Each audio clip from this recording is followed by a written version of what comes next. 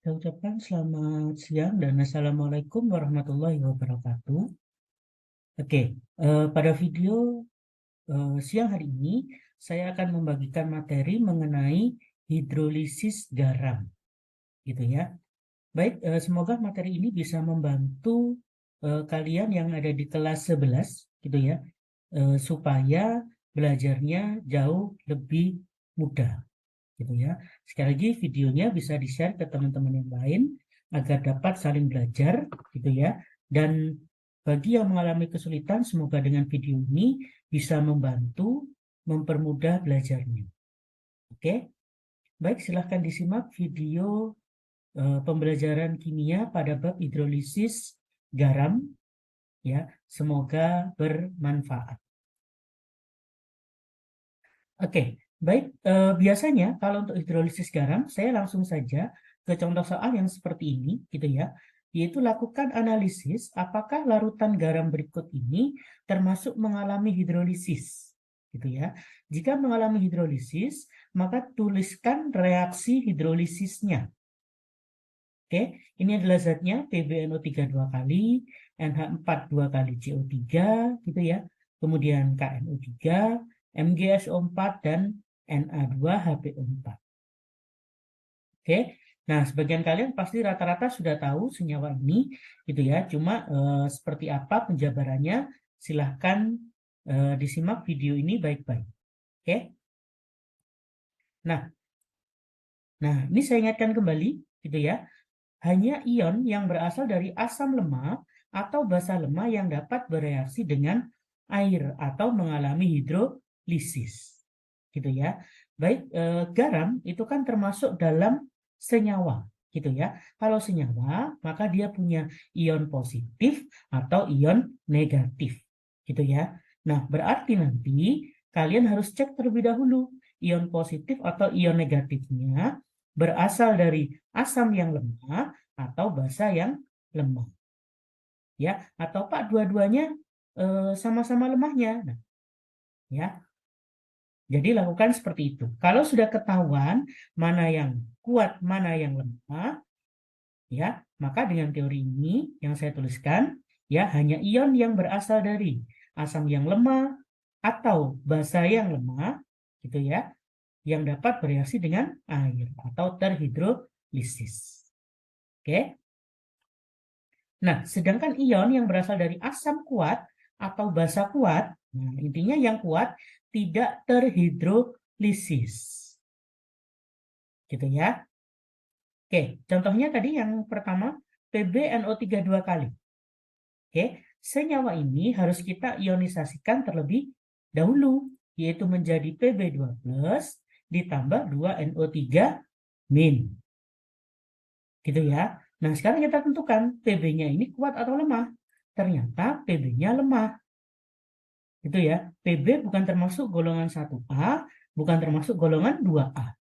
Gitu ya. Maka dia dianggap lemah. Oke. Kemudian NO3 asalnya dari HNO3, yaitu sifatnya kuat. Gitu ya. Nah, maka dengan demikian reaksinya silakan diperhatikan. Nah, Pb2+ ditambah 2H2O menjadi PbOH2. Gitu ya. Diingat-ingat yang muatannya plus akan berikatan dengan OH. Gitu ya. Nanti yang muatannya minus akan berikatan dengan H+. Gitu ya. Tapi karena ini kuat, maaf, karena NO3-nya kuat, maka nanti dia tidak bereaksi. Gitu ya. Saya lanjutkan yang ini dulu, menjadi PbOH2 kali ditambah 2H+. Ya. Nah, perhatikan, nah yang saya lingkari ini, ya, karena dia menyisakan ion H+. Oke, kemudian, nah, ini bisa dilihat NO3-nya tidak bereaksi, karena dia sifatnya kuat. Oke, berarti kita buat kesimpulan. Maka kesimpulannya apa? Yang pertama, garamnya terhidrolisis sebagian atau dinamakan hidrolisis parsial. Gitu ya. Ya, karena yang terhidrolisis satu saja, ya, atau terhidrolisisnya salah satu. Yang depan saja atau yang kationnya saja atau anionnya saja, maka namanya hidrolisis parsial. Gitu ya. Pak, kalau dua-duanya, maka namanya hidrolisis total. Gitu ya.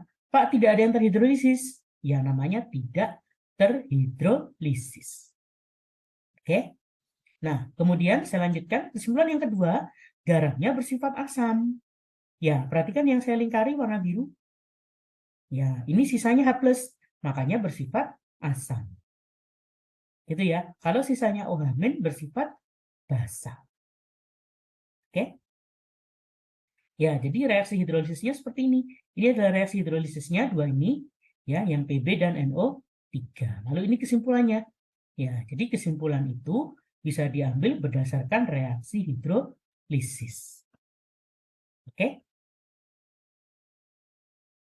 Baik. Nah, poin yang B, NH4 2 kali CO3. Oke, saya ionisasikan dulu menjadi 2NH4+ ditambah CO3 2-. Ya, kita cek dulu. Nah, NH4-nya dari lemah, yaitu NH4OH. CO3-nya, maaf, nah ini CO3-nya asalnya juga dari lemah, ya, H2CO3. Nah, karena dua-duanya lemah, maka yang pertama NH4-nya dulu kita ambil, NH4+ ditambah H2O menjadi NH4OH ditambah H+. Gitu ya. Misalkan, Pak, saya angka 2-nya di sini mau saya ambil, maka boleh. Gitu ya. Nggak diambil pun nggak apa-apa. Jadi dia tidak terpengaruh. Ya, jadi koefisien yang ada di depan ini, dia tidak terlalu mempengaruhi sifatnya. Sekali lagi yang mempengaruhi adalah H+-nya atau OH-nya. Gitu ya. Nah, sekarang ini saya lingkari dulu sisanya H+. Oke, kemudian yang CO3 2- ditambah 2H2O menjadi H2CO3 ditambah 2OH-. Itu ya. Jadi CO3 2- menjadi H2CO3. Oke. Nah, sekarang kita lihat. Nah, sisanya ternyata ada OH-. Nah, ingat yang dilihat sifatnya ya, jangan jumlahnya. Misalkan ya banyak kadang siswa salah paham, Pak ini H+-nya 1, ini OH-nya 2. Ya, pada hidrolisis garam, jumlah nggak jadi masalah. Yang dipermasalahkan adalah sifatnya, yaitu H+ dan OH-. Nah, karena ada sisa dua-duanya seperti ini, maka apa yang terjadi? Kesimpulannya, yang pertama, garamnya terhidrolisis total. Karena dua-duanya bereaksi dengan H2O. Kemudian, kesimpulannya, garamnya sifatnya apa? Nah, ada 3 pilihan. Yang pertama, sifatnya bisa saja asam jika Ka-nya lebih besar dari Kb. Itu ya. Jadi nanti setiap ada zat atau garam, itu ya, maka akan ada data Ka atau Kb-nya. Pak, ada Ka dan Kb. Nah, biasanya garamnya hidrolisis total. Gitu ya. Baik, yang B dia akan basa jika Ka-nya lebih kecil dari Kb. Gitu ya. Atau ada yang bilang Kb-nya lebih besar, nggak apa-apa. Ya hanya membolak-balik lambang saja. Kemudian yang C sifatnya netral jika nilai Ka sama dengan nilai Kb-nya. Oke, itu ya. Nah, maka dari garam ini kita tidak bisa menentukan sifatnya apa. Ya, karena secara teoritis kita butuh nilai Ka dan Kb. Paham ya? Nah, artinya jika nanti kalian mengerjakan soal, kok ada data Ka dan data Kb, maka kalian bandingkan dulu secara nilai mana yang lebih besar antara Ka dan Kb. Gitu ya. Baru bisa baru bisa disimpulkan bahwa garamnya bisa saja bersifat asam, bisa bersifat basa, atau bersifat netral.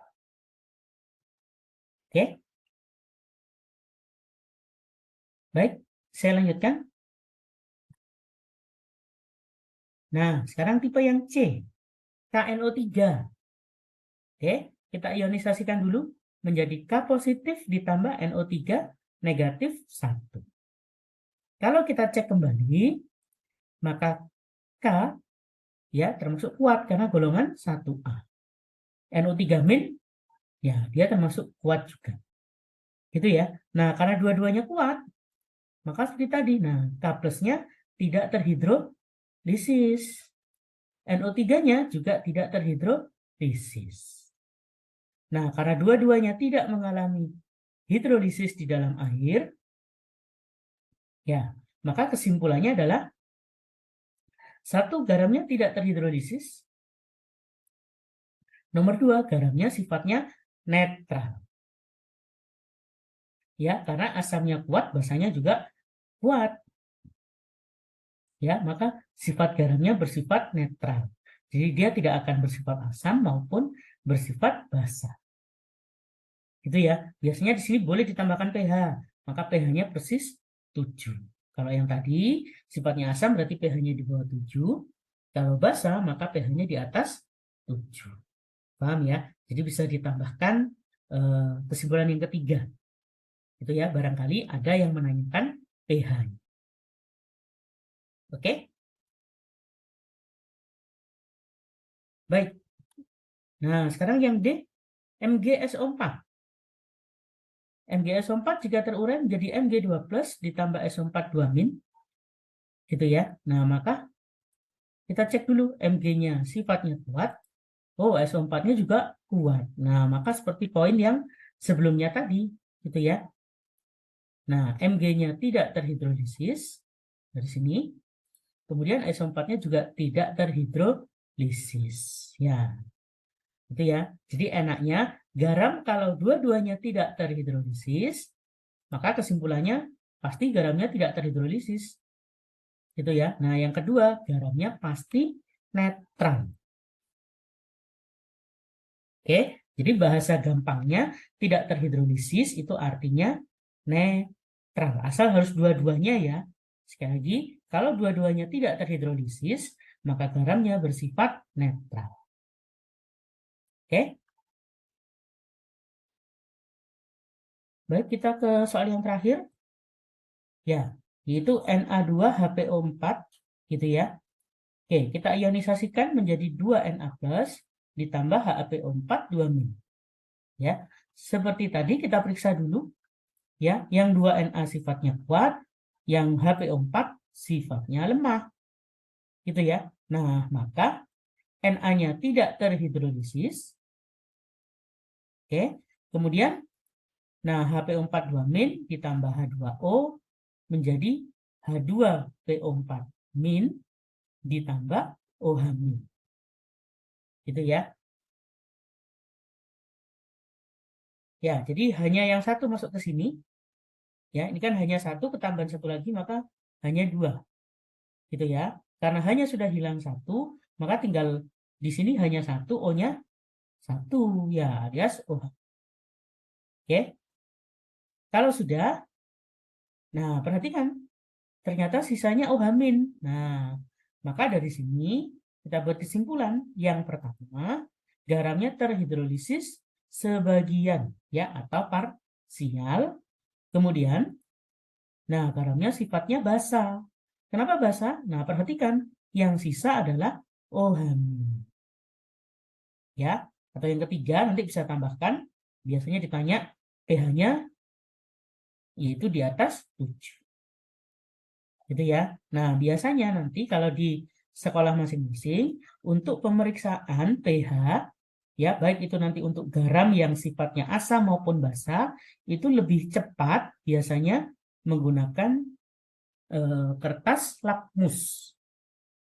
Gitu ya. Jadi kalau pakai kertas lakmus itu biasanya memperkirakan nilai pH-nya lebih cepat. Ya, ingat kertas lakmus itu ada 2. Masih ingat ya? Di bab asam dan basa gitu ya. Lakmus merah untuk yang sifatnya asam, lakmus biru yang sifatnya untuk basa. Gitu ya. Sebaliknya ya, lakmus apapun kalau warnanya merah ya maka dia pasti asam. Baik lakmus merah kena asam dia juga merah, lakmus biru kena asam maka jadi merah.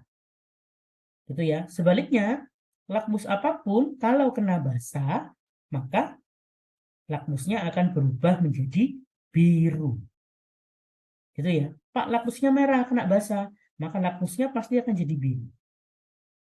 Gitu ya. Pak, lakmusnya biru kena basa, maka dia tetap menjadi biru.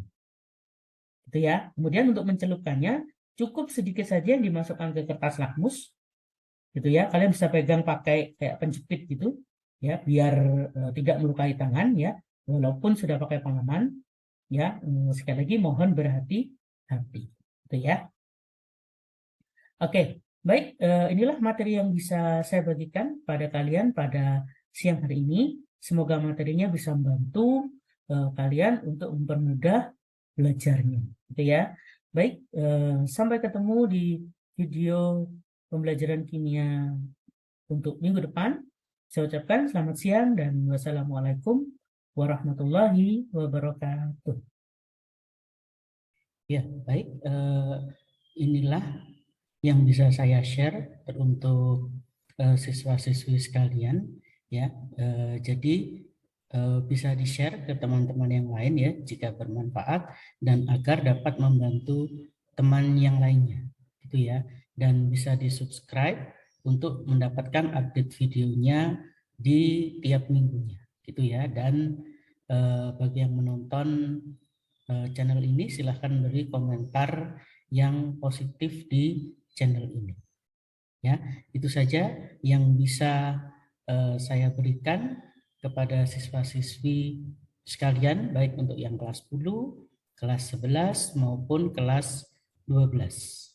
Ya, semoga channel ini dapat membantu untuk proses pembelajaran untuk siswa-siswa sekalian.